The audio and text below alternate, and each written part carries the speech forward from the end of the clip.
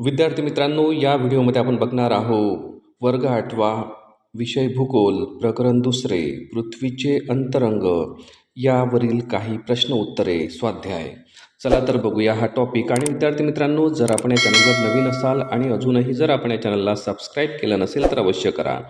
चला तर पाहूया स्वाध्याय। पृथ्वीच्या अंतरंगाचं चित्र बघा। या ठिकाणी तुम्हाला दिसेल की सर्वात वरचा जो थर आहे त्याला आपण म्हणतो भूकवच।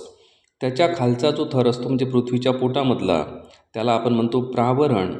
आणि त्याच्या खाली असतो गाभा। गाभ्याचे दोन प्रकार आहे, एक असतो अंतर्गाभा आणि त्याच्या वरचा थर असतो बाह्यगाभा। अंतर्गाभा हा घट्ट असतो तर बाह्यगाभा हा द्रवरूपामध्ये असतो। चला पहिला प्रश्न पाहूया। भूकवचाचे हे दोन थर आहेत। भूकवच म्हणजे जो पृथ्वीचा बाह्य भाग आहे त्याला आपण म्हणतो भूकवच। त्याचे दोन थर आहे। मग बाह्य व अंतर्कवच आहे का? नाही। खंडीय व महासागरीय कवच आहे का? नाही।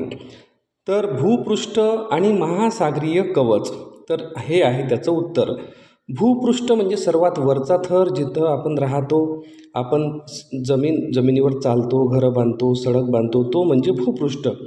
आणि त्याच्या खाली जो असतो महासागराचं जे तळ आहे आणि महासागराच्या तळाची जी जमीन आहे त्याला म्हटलेलं आहे महासागरीय कवच। तर हे आहेत भूकवचाचे दोन थर, तर उत्तर आहे याचं तिसरं। प्रश्न दुसरा, प्रावरण व भूकवचामध्ये पुढीलपैकी कोणता घटक सामायिक असतो? बघा, भूकवच म्हणजे ज्यावर आपण राहतो तो पृष्ठभाग, आणि प्रावरण म्हणजे थोडं आपण पृथ्वीच्या पोटामध्ये गेलो तर त्याला आपण म्हणतो प्रावरण। प्रत्येकाची एक खोली आहे, त्याचं काहीतरी डिस्टन्स ठरलेलं आहे। तर बघा, प्रश्न असा आहे की भूकवचामध्ये कोणता घटक आहे आणि प्रावरणमध्ये कोणता घटक आहे आणि त्यामध्ये कोणता घटक सामायिक आहे? तर बघा, भूकवचामध्ये तुम्हाला घटक दिसेल सियाल म्हणजे सिलिका आणि ॲल्युमिनियम। आणि प्रावरणामध्ये घटक आहे सायमा म्हणजे सिलिका आणि मॅग्नेशियम। तर या ठिकाणी समान आहे सिलिका, तर उत्तर होईल पहिलं ई। बघा, पृथ्वीच्या अंतर्गाभ्यात खालीलपैकी कोणती खनिज द्रव्ये आढळतात? प्रश्न विचारलेला आहे पृथ्वीच्या अंतर्गाभ्यामध्ये। अंतर्गाभा आणि बाह्यगाभा, गाभ्याचे दोन प्रकार आहे आणि त्या ठिकाणी आपल्याला सर्वात जास्त आढळणारा धातू आहे तो आहे लोह आणि निकेल, पर्याय क्रमांक 4। लोह आणि मॅग्नेशियम त्याच्या वर असते। मॅग्नेशियम आणि निकेल, हे मॅग्नेशियम तर वरच असते, निकेल खाली आहे, ॲल्युमिनियम हे वरच्या थरात असते।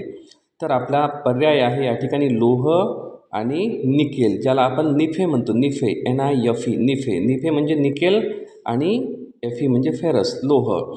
तर ईचं उत्तर आहे चौथं। पुढचा प्रश्न, अंतर्गाभा खालीलपैकी कोणत्या अवस्थेत आहे? बघा, गाभ्याचे दोन प्रकार आहे, अंतर्गाभा आणि बाह्यगाभा। अंतर्गाभा हा घट्ट आहे म्हणजे तो घनरूप आहे, आणि जो बाह्यगाभा असतो तो द्रवरूप आहे, म्हणजे ईचं उत्तर होईल अंतर्गाभा कसा आहे? घनरूप, 2। त्याच्यानंतरचा प्रश्न बघा, बाह्यगाभा खालीलपैकी कशाचा बनलेला आहे? बाह्यगाभा, तर गाभ्यामध्ये आपल्याला निकेल आणि फेरस म्हणजे निफे दिसणार आहे। तर त्यामध्ये आपल्याला ऑक्सिजन, हायड्रोजन आणि सोने हे तीनही पर्याय येणार नाही। पर्याय क्रमांक पहिला लोह हे त्या ठिकाणी येईल, लोह। ऊचं उत्तर होईल पहिलं, ऊ। आपण पृथ्वीच्या ज्या थरावर राहतो त्याला काय म्हणतात? तर आपण पृथ्वीच्या ज्या थरावर राहतो त्याला आपण म्हणतो भूकवच। शेवटचा प्रश्न आहे याच्यामधला, कोणत्या भूकंप लहरी द्रवरूप माध्यमातून प्रवास करू शकतात? तर भूकंपाच्या दोन लहरी आहेत, प्राथमिक आणि द्वितीयक लहरी। प्राथमिक लहरी ह्या कोणत्याही माध्यमातून प्रवास करू शकतात, म्हणजे त्या घनरूपमधून करतात, द्रवरूपमधून करतात। त्याच्यामुळे याचं उत्तर होईल पहिलं प्राथमिक लहरी, त्याला पी वेव्ज म्हणतात, पी वेव्ज। याचं उत्तर आहे पहिलं। विद्यार्थी मित्रांनो, मॉरल इंग्लिश गुरु या चॅनलवर वर्ग 5वी ते वर्ग 12वी पर्यंतचं सिलॅबस, पोयम्स, ॲप्रिशिएशन, ग्रामर आणि खूप सारे लेसन तुम्हाला या चॅनलवर दिसेल। इंग्रजी विषयाशी संबंधित खूप सारा टॉपिक आपण या चॅनलवर टाकलेला आहे। सोबतच गणिताशी संबंधित, विज्ञानाशी संबंधित आणि इतरही नवोदय परीक्षा, शिष्यवृत्ती परीक्षा वर्ग 5वा, वर्ग 8वा अशा विविध परीक्षांचे खूप सारे व्हिडिओज आपण आपल्या चॅनलवर अपलोड केलेले आहे। विविध विषयांशी संबंधित विविध व्हिडिओ यानंतरही अपलोड होत राहतील। तर जर आपण या चॅनलला सबस्क्राईब केलं नसेल, आपण या चॅनलवर नवीन असाल तर नक्कीच या चॅनलला सबस्क्राईब करा आणि त्यासोबतच CBSE वर्ग 12वा इंग्रजीचे पण काही टॉपिक आपण कवर केलेले आहे. तेव्हा आपल्या चॅनलची लिंक, या व्हिडिओची लिंक आपल्या मित्रांना जरूर शेअर करा आणि चॅनलला सबस्क्राईब करायला विसरू नका. थँक्यू.